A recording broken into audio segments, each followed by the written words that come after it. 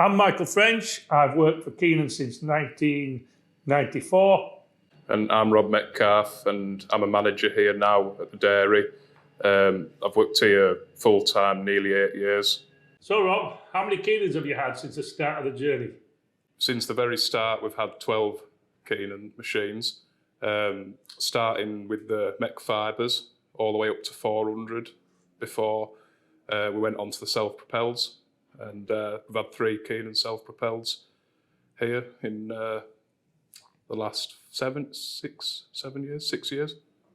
Okay, I don't want to disagree, but you started off with an easy feeder in about 1992, and then you went to a 140, and then you went to a classic, and then you went to a FP, the biggest we'd ever built, and then you went to a 400, then you went to a 400 plus, and then you went on to 3 self-propels, 33 cubes. Yeah. What's the future holding at the moment? Well, probably stay with Keenan, I think, for sure. We really like the machines. Yeah, just carry on and potentially looking down ways of automating the feeding, involving the self-propelled. There's 29 options you can have with terms in mixer wagons. Why Keenan, to be fair? A big thing with Keenan is the support that you give. Over the years, it's been fantastic. You're always here when we need you to be, as soon as possible. You know, good lads that come and they know what they're doing, and generally problems seem to get either solved or get us going one hit, you know, like one visit. They're never having to go back and this backwards and forwards. They usually know what the problem is straight away, or they have some rough ballpark idea, and yeah, things get sorted very quickly and easily. So that's one of the reasons. We like the mixed quality. We like how powerful the machine is, talking self-propels. They're easy to drive. They're nice to drive compared to what I've seen with other self-propels. Yeah, I think they're all-round brilliant machine, really. So, okay, so in all those 12 Keenans that you had, let's be honest, you did once go to the dark side. We did. Why was that? That was because we really wanted to get down the self-propelled route, and you guys didn't have one on the market at that point. So we took the plunge with another brand and regretted it. And then when you got round to getting one and finally out there, we ordered one straight away, I believe. The outlay of the machine, how we justify it, we've worked out the cost of what a tractor, a telehandler and a tub would cost to change every 2 or 3 years as such. The amount of work they're doing, that's realistically what we'd have to change them at. It will cost more money to do that. So right off the bat, that's a no-brainer for the self-propelled. And I think fuel saving and our machine hours are a big one as well, because a tractor and a tub, you've got a tractor sitting there just turning a PTO while a telehandler is loading it.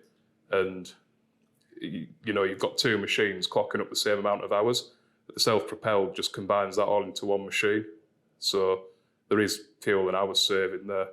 So how many hours did you save when you went from a trailed mixer to the 33 cube?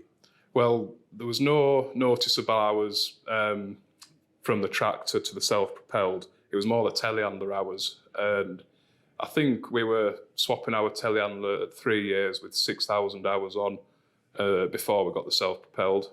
And then I think now it's 3 years and 3,000 hours, maybe even less now actually. So there's definitely been an hour saving on the telehandler. But then that doesn't really reflect directly with the feeding up, because that telehandler is now freed up to do a lot of other farm jobs, and we only have one big telehandler down on the cows now because it does everything. So when it's not doing feeding up stuff, it's usually somewhere else, you know, mucking a pen out or moving some pallets, some RBCs.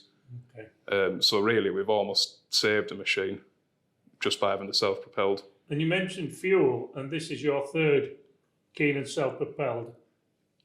Did you notice a difference in the performance of this one compared to the previous two? Yes, so the previous two, we noticed a fuel saving from going from a tractor and a telehandler to the self-propelled. This time there's an upgraded header on the milling header, sorry, and it's just got such a high working pressure. It rips through silage.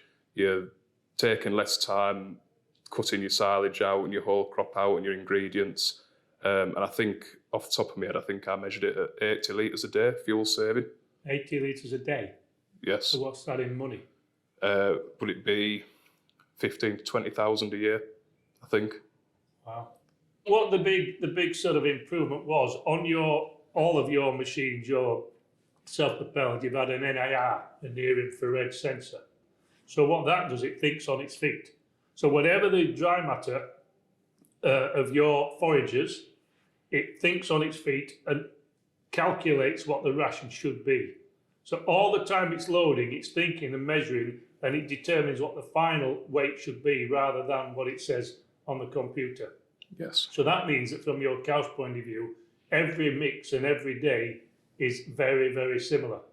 So when you went to the self-propelled, labour saving was an issue for you. How did that work out?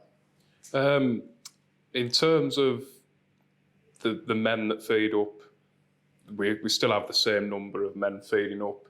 They do get done a lot quicker, allowing them more time to pull the silage sheets back, keep the yards square, just, tidying up jobs.